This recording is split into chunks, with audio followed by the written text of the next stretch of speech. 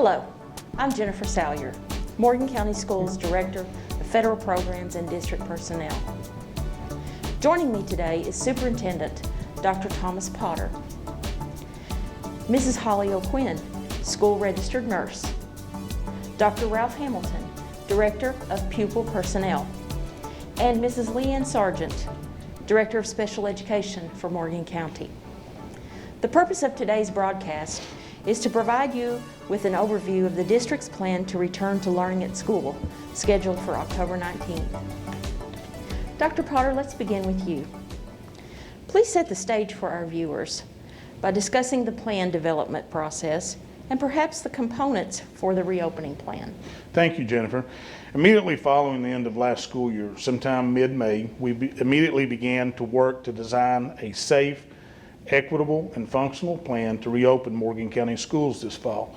It was my goal as superintendent to ensure we provided a more realistic approach to the education of our students than what we'd accomplished with the NTI days and paper packets used at the close of last school year.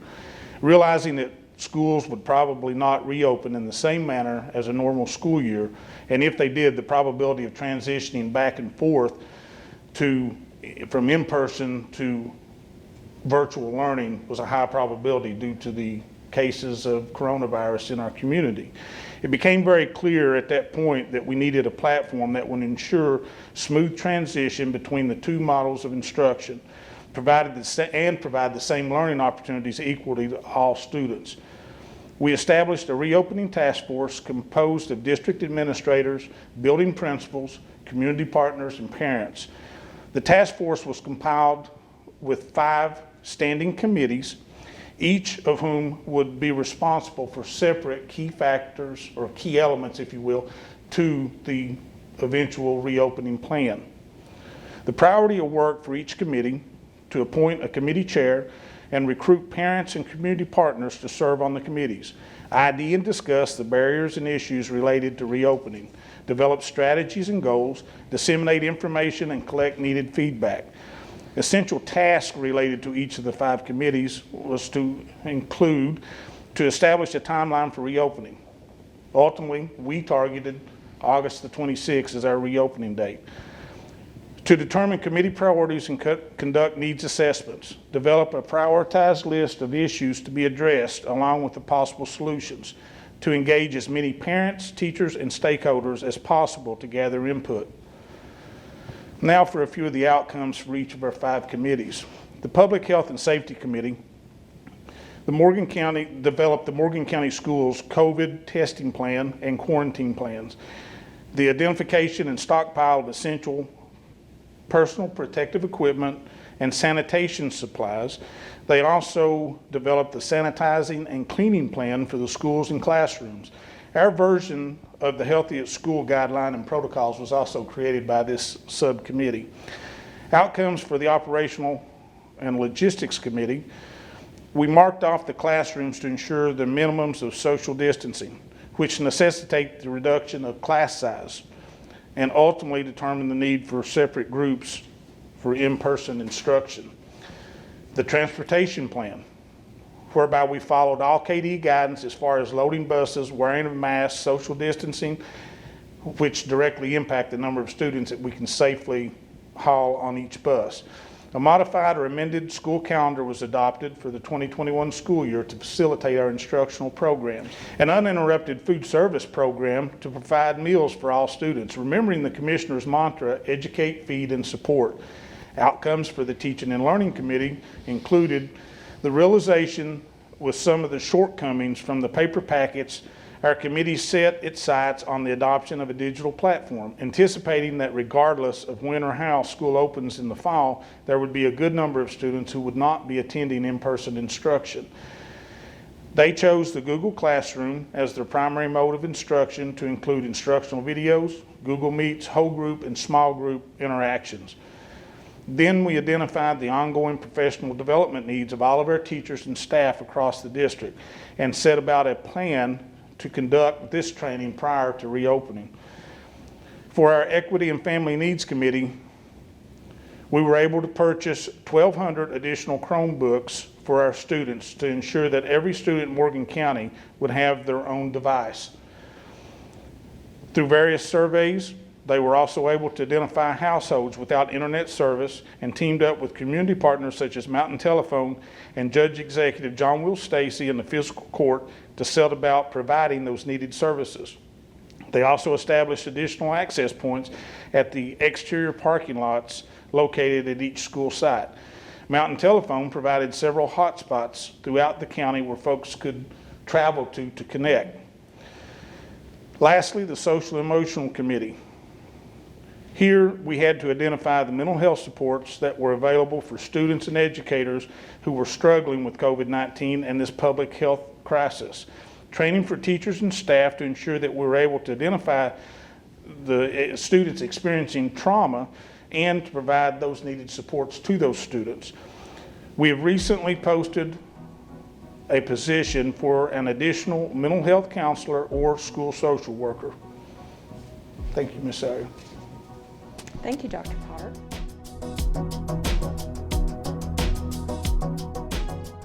Nurse Holly, as one of Morgan County's 6 school nurses, can you talk to us about the Morgan County Healthy at School plan and just what can students expect on October 19th? Yes, Jennifer. You know what I want to say is, first of all, thank you for letting me be here today. And it's my honor to be the school nurse at Morgan County High School. But I want to talk about parents. The truth is, parents are the front line of keeping everybody safe at school. And how we're going to do that? You're going to keep your sick kids home. Every morning, parents need to do a little quick check for COVID-19 symptoms with their kids. If they're sick, don't send them to school. I mean, it's so simple. Don't send sick kids to school. They're not going to be rewarded for perfect attendance this year. If they're not going to school, they can continue their education virtually through a virtual platform, so you don't have to be worried about attendance this year. While at school, your kids are going to need to wear a cloth face mask pretty much all day long. The only time they can take their mask off of their mouth or nose is while they're actively eating or drinking. And this includes the school bus as well. This is all day, okay? All students will have their temperature checked before entering the school building. At parent drop-off, students will be temperature screened before the parents can leave campus. If students have a fever, they're going to stay in the vehicle and not be permitted into our school. Student drivers will be temperature screened prior to entry also, and if they have a fever, they're just going to go back home. Make no mistake, this school year is very, very different. A school day will feel nothing like it used to. There are very strict guidelines that will be relentlessly followed. Classrooms have been prearranged and marked off to maintain 6 feet distancing, and class size is decreased to allow for these measures. While in class, students will be wearing their face mask, covering their nose and mouth at all times. And meticulous seating charts and record keeping will be maintained to assist in contact tracing. And this is valuable in case there is an exposure. There will be extra emphasis on proper hand washing and good hand hygiene. During the day, school staff members are going to be cleaning and sanitizing all day long, and this is going to take place routinely and as needed. High-touch areas will receive extra care. To stay healthy, I want you guys to remember these things. COVID-19 spreads from person to person. So it's important that we do these things to stay healthy when we're away from school too. So wash your hands, maintain social distancing, wear a face covering over your mouth and your nose. That part's important, guys. Cover your coughs and sneezes. Stay home if you're sick. Avoid people who are sick. Avoid crowds where social distancing can't be maintained.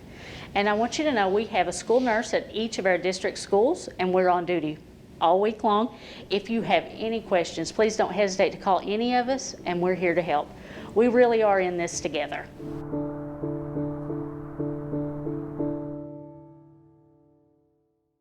Thank you, Nurse Holly.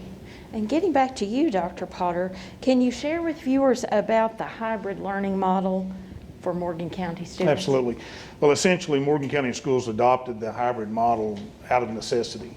When we started marking off our classrooms to allow the 6-foot social distancing aspect of the requirements from the Kentucky Department of Public Health, the Governor's Office, as well as KDE, we quickly realized that we could not accommodate all the children who had determined that they would attend in-person instruction. Thus, we had little option but to create multiple groups, thereby dividing those numbers of returning students in half. So that's how we come with the Group A, Group B. As far as the hybrid model, it's important, I think, that we express to our community and to our parents that essentially this method will provide them ultimate choice. They have the choice to allow their child to remain safe, learn safely at home, and or return to in-person instruction, which we've set now for October the 19th. Thank you, Dr. Potter.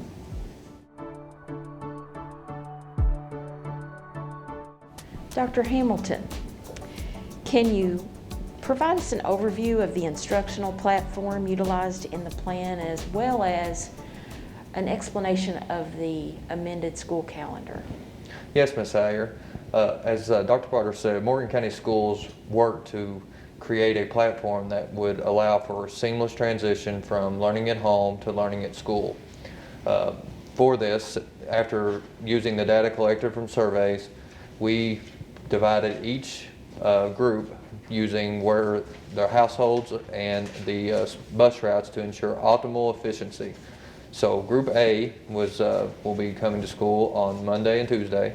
Group B will come to school Thursday and Friday. And those students who feel safer at home and have circumstances that may not allow them to come to school will be on the C group and will learn from home 5 days a week.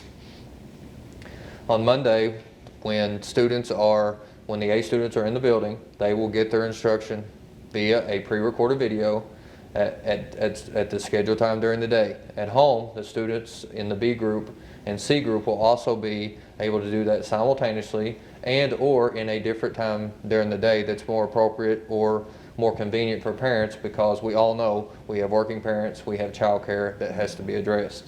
If you look at the graphic on the screen, you'll see our calendar.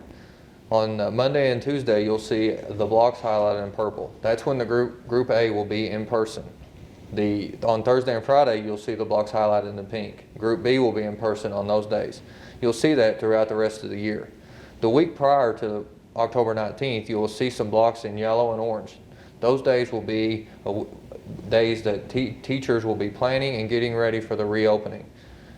Students will be able to take a break or make up work that they have had from the beginning of the school year. I know parents also need a break because you've been teaching this whole time. Also, you'll see that same trend occur at the end of Christmas break from January 4th through the 7th. Again, this will be the time our teachers will be planning for the next term. That same thing will occur March 15th through the 18th, and they'll plan to finish the year on a high note. We plan to not have any cancellations because of our online platform. If we have snow, we will just simply be learning from home on that day. Our goal is to close May 14th and not have any changes to the calendar. Now we know everything changes daily, and if that does, we will communicate to the community those changes as we move forward. Thank you. Thank you, Dr. Hamilton.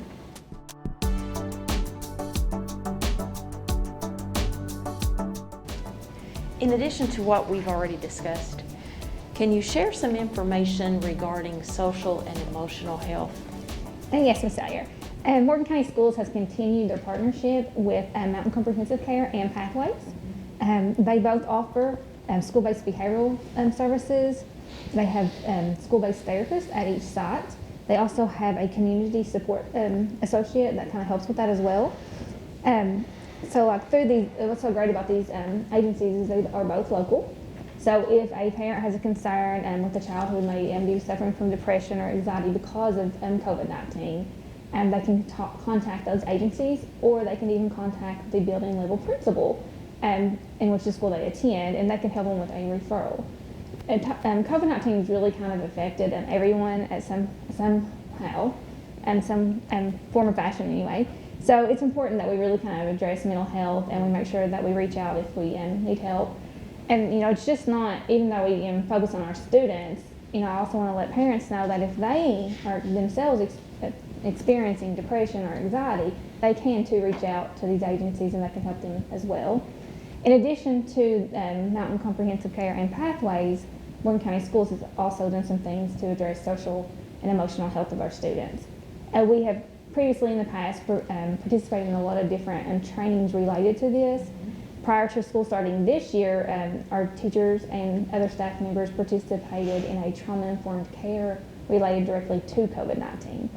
Our schools are also doing weekly check-ins with students, and this is done in different ways. And we also have our counselors at the middle school and high school that students can reach out to. And like Dr. Potter had previously said, we're also looking into expanding our mental health within the district and looking for possibly another position. Thank you, Ms. Sargent.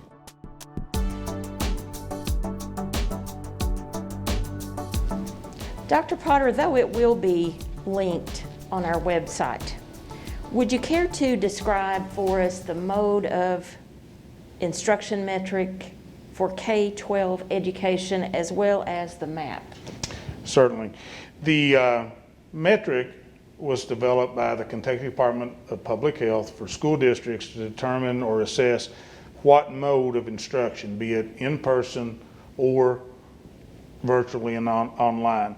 Essentially what this will do, it will enable us to have real-time data so that we can see on the map what level or what number our district is in. It coincides with the metric as far as the color.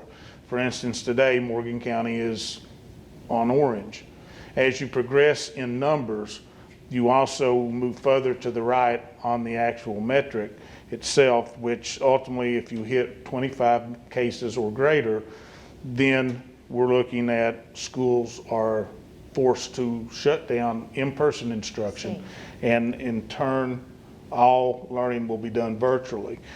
Also, all sports, all sporting activities and so forth would be shut down once the county reaches a red column.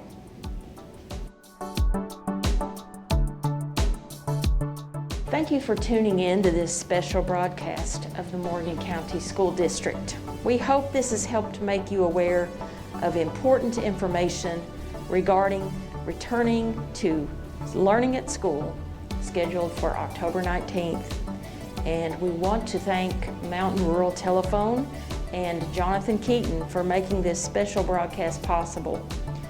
This broadcast, along with related documents, can be viewed on MRTC's Channel 2 and is posted to the Morgan County Schools website and Facebook feed. Thanks, everyone.